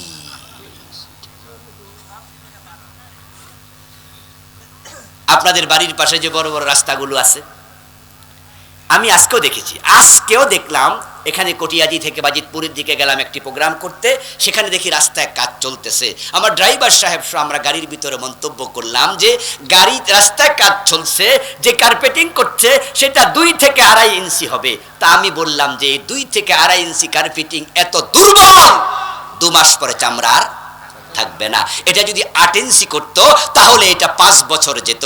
প্রিয় ভাইয়েরা, বেটা কোত্থেকে করবে? বাজেট যদি 100 কোটি টাকা হয়, বাজেট যখন পাস করাইছে তখনই তো 10% শেষ, একবারে শুরুতেই 10 কোটি শেষ, রইল 90 কোটি। তারপরে এবার টাকা যে অফিসার দেবে, হে কয় আমারে দেন 5%, গেল আরো 5 কোটি। এলাকার নেতারা যাইয়া খাড়ায়, আমি আমার এলাকায় কাজ করবা চলবে না, আমাকে দাও 10%। এইভাবে দিতে দিতে যখন কমে, তখন যে কন্ট্রাক্টর হে কয় সবাই খাইতে পারলে আমি খাইলে দোষ কি? তো বাজেটের যে খানাটা শুরু করছে কারা? এদেশের নেতারা, ঠিক না? ওখান থেকে শুরু হয়েছে। 100 কোটি টাকা বাজেট, 40 কোটি টাকার কাজ হবে, 30 কোটি টাকার কাজ হবে, 70 কোটি নাই হয়ে যাবে। আবার 3 বছর পরে আবার বাজেট করো, আবার রাস্তা বানাও। তো সোনার বাংলা হবে কেমনে? যদি ব্যাপারটা এমন হতো 1 টাকা দুর্নীতি চলবে না, হাত কাটার আইন শুরু করে দাও, তখন বলা হবে ব্যবসা করো 10%, 15%। তুমি 100 কোটি বাজেট, 10 কোটির বেশি ব্যবসা করতে পারবা না। 90 কোটির কাজ করো, 90 কোটি যদি কাজে লাগতো, এক রাস্তা 15-20 বছর করা লাগতো না। সারা দেশের রাস্তা ঠিক করতে 1 যুগের বেশি লাগবে না।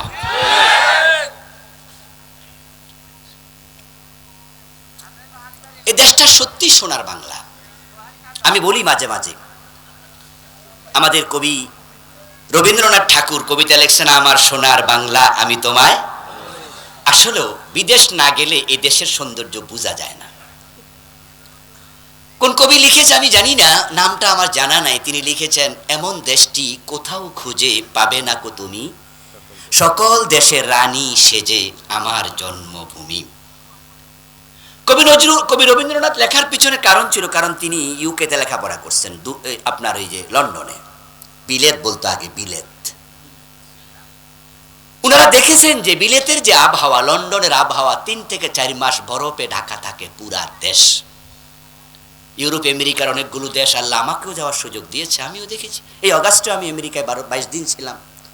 আমি 2021 একবার গেলাম, 10 দিন মাত্র ছিলাম। এত ঠান্ডা যে আমার নাকের ভিতরে রক্ত জমে গেছে। আমি বাংলাদেশি ভাইদেরকে বললাম যে ভাই এত ঠান্ডা সহ্য করেন কেমনে? বলে হুজুর ঠান্ডা তো এখনো আসেই নাই, মাত্র শুরু।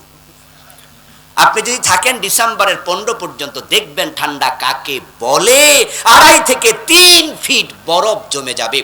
আমেরিকার 50টি অঙ্গরাজ্যের মাঝে 30 থেকে 35টি 3 মাস, 4 মাস, 5 মাস বরফে ঢাকা থাকে। ফল ফসল কিচ্ছু হয় না, গাছের কোনো পাতা থাকে না।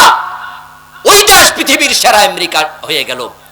আর আমার দেশে 12 মাসে ফসল হয়, ফল ফলাদি হয়। এই দেশে আম খেয়ে আমের বিচি ফেলে দেবেন রাস্তার পাশে, 15-20 দিন পরে গিয়ে দেখবেন চারা উঠে গেছে, 1 মাস পরে গাছ হয়ে গেছে, 2 বছর পরে নিজে নিজে আম ধরতেছে, 1 টাকা খরচ লাগে না, এমনি ফল জন্ম নেয়। আর সৌদি আরবে, দুবাইতে, কাতারে গাছের তলা গিয়ে দেখবেন যে পাইপলাইন আছে, সকালে একবার পানি দেয়, সন্ধ্যা আবার পানি দেয়। পানি না দিলে গাছ বাঁচে না। এই দেশের আবহাওয়া আল্লাহর নিয়ামত। এই দেশটা তলাবিহীন ঝুরি হওয়ার কথা ছিল না। একটা লাউ পচে গেছে, রাস্তার পাশে ফেলে দিয়েছেন। একটা কাকে এসে খেয়েছে, ওই কাক লাউকে, লাউয়ের বিচি পায়খানা করছে।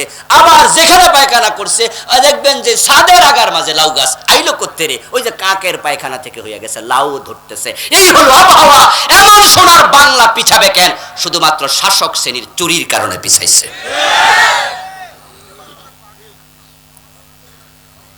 যারা আপনারা দেশের সমৃদ্ধি চান, উন্নতি চান, আল্লাহর কোরআনের আইনে হাত কাটার ব্যবস্থা দরকার আছে না নাই? সেটা কি আজকের মাহফিলে চিৎকার দিলে আইন হবে, না সংসদে কোরআনওয়ালা পাঠাতে হবে? দিনের বিজয় হবে তখন, কোরআন সংসদে ঢুকবে যখন। তার প্রমাণ নবী মুহাম্মদের জীবন। মক্কায় ছিলেন 13 বছর। এই 13 বছরে মক্কায় ইসলাম বিজয় হয়নি, কারণ মক্কার সংসদ দারুন নাদওয়াতে তারা রাসূলকে কোরআন নিয়ে ঢুকতে দেয় নাই। وقال الذين كفروا لا تسمعوا لهذا القرآن, বরং মক্কার সংসদ দারুন নাদওয়াতে তারা সিদ্ধান্ত নিয়েছে মুহাম্মদ যেখানে কোরআন পড়বে সেখানে কোরআন শুনতেও যাওয়া যাবে না। ওয়ালগাউ ফি, দ্বিতীয় সিদ্ধান্ত নিছে কোরআনের আয়াত মক্কার সংসদের সিদ্ধান্ত আল্লাহ শোনায়। দ্বিতীয় সিদ্ধান্ত হলো যেখানে কোরআন তেলাওয়াত হবে, আলোচনা হবে, গন্ডগোল লাগাতে হবে। গত 15 বছরে যেমন গন্ডগোল লাগাইছে আর বিভিন্ন জায়গায় মাহফিল বন্ধ করে দিত না। আমার হয়তো 4-5 বছর দেয় না এক কোটিয়া দিয়ে মাহফিল করতে, এবং আপনাদের এখানে মাহফিল করতে যাওয়ার পথে তো আমার অ্যারেস্ট করছে। কত জনের কত মাহফিল কত জায়গায় বন্ধ করে দিছে। ওদের চরিত্রের সাথে আবু জেহেলের চরিত্রের মিল আছে। যাক, পরবর্তীতে আপনাদের জনাব নূর মোহাম্মদ সাহেব আইজিপি, তিনি যখন এমপি হলেন তখন তিনি এসে আমাদেরকে আবার অনুমতি দিলেন যে মাহফিল করেন। কিন্তু যে বেটা বন্ধ করছিল এই বেটা এখন পাতলা পানি খাইতেছে। এগুলো আল্লাহর ধরা। কার ধরা? এগুলো আল্লাহর ধরা। আমার প্রিয় ভাই নবী মুহাম্মদকে 13টি বছর মক্কায় কষ্ট দিছে।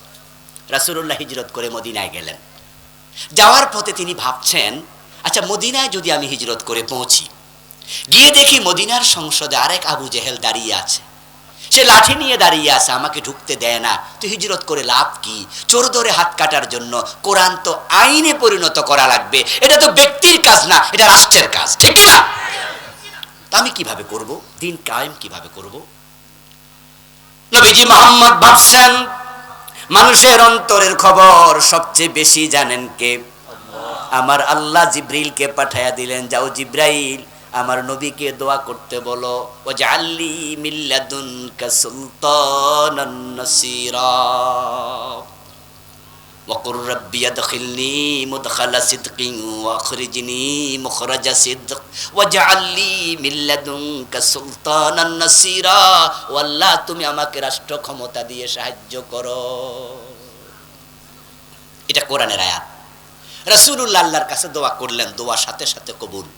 মদিনায় পৌঁছতে দেরি, আউস খাজরাজ, বনু নজির, বনু কুরাইজা, বনু কাইনুকা সবাই মিলে একসাথে বলল, এখন থেকে আপনি মদিনার প্রেসিডেন্ট। রাসূল কোরআন নিয়ে মদিনার সংসদে ঢুকলেন, কোরআনের আইন হয়ে গেল। মক্কায় হয়নি, কারণ কোরআন নিয়ে সংসদে ঢুকতে পারেনি। মদিনা ইসলাম বিজয় হয়েছে, কোরআন নিয়ে সংসদে রাসূল ঢুকেছে। এবার আপনারা বলুন তো, এই কথাগুলোর দ্বারা আমি বুঝাতে চাইলাম, বাংলাদেশে দিনের বিজয় চাইলে এ কোরআনকে সংসদ ভবনে ঢুকানো দরকার আছে না নাই? আপনারা রাজি আছেননি? রাজি আছেননি? কোরআনকে সংসদে ঢুকানো দরকার আছে না নাই? এবার সুযোগ এসেছে, সুযোগ এসেছে।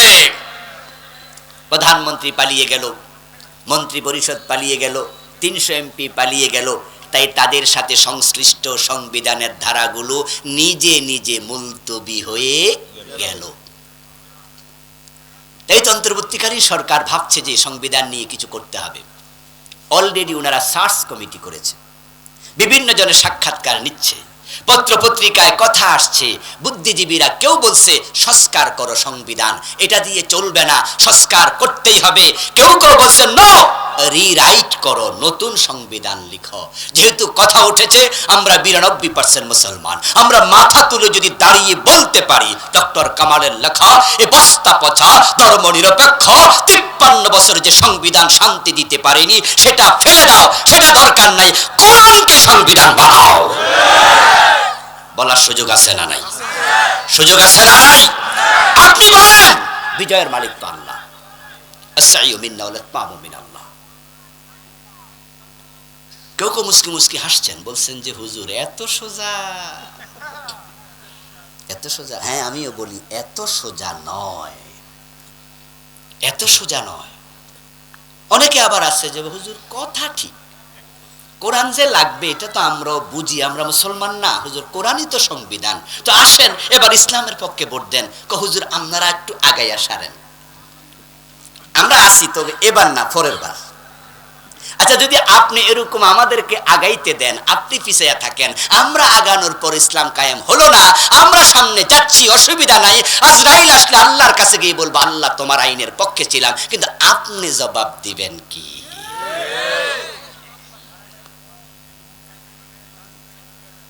আপনার জবাব কি?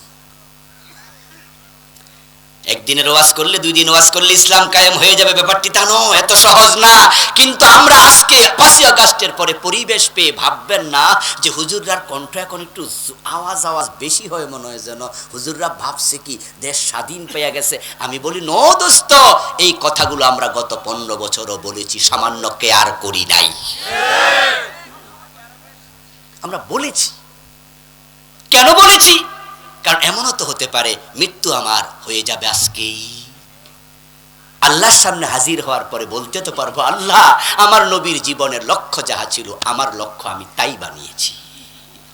রাসূল বলেছে আমার মতো যারা জীবন সাজাবে, আমার সুন্নাহ ফলো করে, আমার সাথে জান্নাতে যাবে।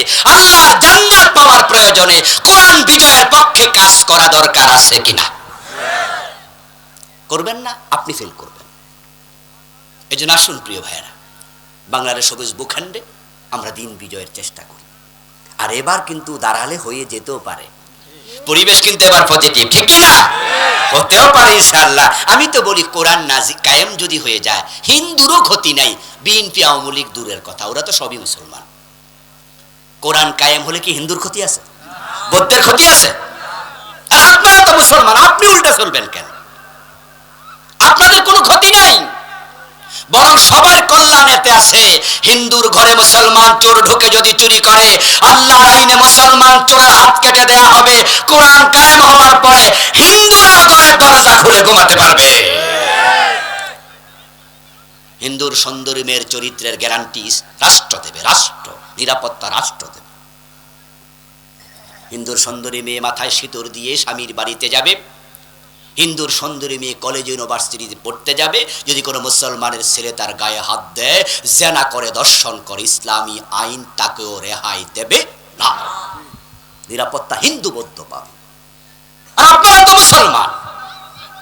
আমাদের এই ভূখণ্ড আল্লাহর অশেষ দান, চারদিকে ইন্ডিয়া, মাঝখানে আমরা, এত বেশি পরিমাণ মুসলমান বাংলাদেশে আছে। ইন্ডিয়ারে মাগ না দিলেও বাংলাদেশ নেবে না। কথা বোঝেন নাই? অনেকে মাঝে মাঝে বলে যে ইন্ডিয়া আবার বাংলাদেশ দখল করে লাইনি। আমিও বলি হ্যাঁ, দখল করতে আসো দাদারা, আসলে ঠেলা বুঝবা। কারণ শুধু কাশ্মীরের মতো সামান্য একটি অংশ 47-এর পর থেকে আজ পর্যন্ত 1 কোটির কম মুসলমান কাশ্মীরে, তাদেরকে তোমরা নিয়ন্ত্রণ করতে পারো না। আমরা আছি 18 কোটি, সোজা করে ফেলবো। কারণ আমরা তো শাহজালাল উত্তরসূরি, আমরা ইব্রাহিমের অগ্নিকুণ্ডে পড়া ওই বাবার সন্তান। মৃত্যু আমরা পরোয়া করি না, আমরা শাহাদাত খুঁজে বেড়াই।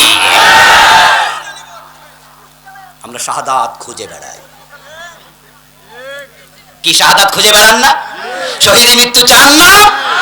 আমরা তো গজওয়ায়ে হিন্দের স্বপ্ন দেখি, ওখানে শরীক হওয়ার স্বপ্ন দেখি। এই দেশটা আমাদের ছিল, আমাদেরই থাকবে, বলেন ইনশাআল্লাহ। এজন্য ইন্ডিয়া আমাদের দেশ চারিদিক থেকে কাঁটাতারের বেড়া দিয়া, ওরা বরং নিরাপত্তার বলয়ে ঢুকছে, চারিদিকে বেড়া দিচ্ছে কাঁটাতার দিয়ে। তাহলে দেশটা আমাদের আছে আলহামদুলিল্লাহ। ক্ষমতায় 53 বছরে কোনো হিন্দু প্রেসিডেন্ট হয়েছে? কোনো বৌদ্ধ প্রধানমন্ত্রী হয়েছে? আমরা তো ঘুরি ফিরে, আমরা মুসলমানেরা। তো আপনারা সবাই মিলে একটা কাজ করেন, যে দল করেন করেন, কিন্তু কোরআন সংবিধান হবে। কোরআন যদি সংবিধান হয়, সবাই লাভ হবে, দেশটা সোনার বাংলা হয়ে যাবে।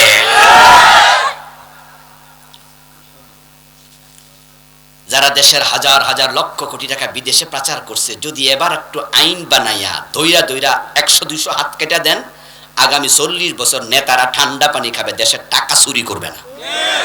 ঠেলার নাম বাবাজি।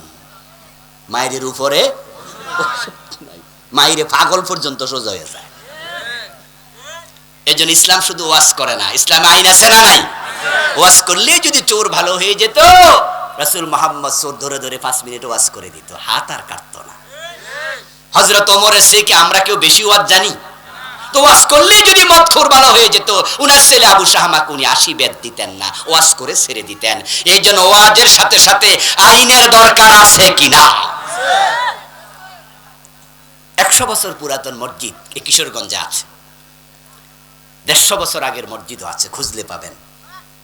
ওই মসজিদে কতদিন পর্যন্ত ইমাম নামাজ পড়ায়? সে বানানোর পর থেকে ইমাম কি একজন না, চেঞ্জ হয়েছে?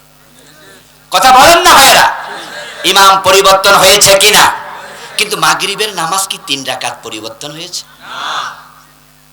ক্ষমতায় বিএনপি আসবে, আওয়ামী লীগ আসবে, জাতীয় পার্টি আসবে, নিজাম ইসলাম আসবে, হেফাজত আসবে, জামাত আসবে, যেই আসুক, কোরআনকে সংবিধান বানায়া দেন, কোরআন মানতে সবাই বাধ্য হবে। কোরআন যখন চালু হয়ে যাবে, প্রধানমন্ত্রীও চুরি করবে না, করলে তার হাতও কেটে দেওয়া হবে। শান্তির পলগু ধারা সমাজের পরতে পরতে প্রবাহিত হবে। শান্তি এমন ভাবে আসবে, অর্ধ দুনিয়ার সম্রাট ওমর গাছতলায় ঘুমাতেন, বডিগার্ডের প্রয়োজন ছিল না। দেশের টাকা যদি লুটপাট না হয়, চুরি না হয়, ডিম আর 12 টাকা দিয়ে কিনে খেতে হবে না, সয়াবিন তেল 250 টাকায় কিনতে হবে না। মৌলিক চাহিদা রাষ্ট্র পূর্ণ করবে। যখন দেশে অ্যাভেলেবেল টাকা থাকবে, মূল কাজে সরকার ভর্তুকি দেবে, গরিব থাকবে না। ওমরের জামানায় ভিক্ষুক বেতনা খুঁজে জাকাত বিভাগের কর্মচারী টাকা নিয়ে ঘুরতো, জাকাত খাওয়ার লোক আর ছিলই না। এটা সেই ইসলাম, এটা সেই ইসলাম।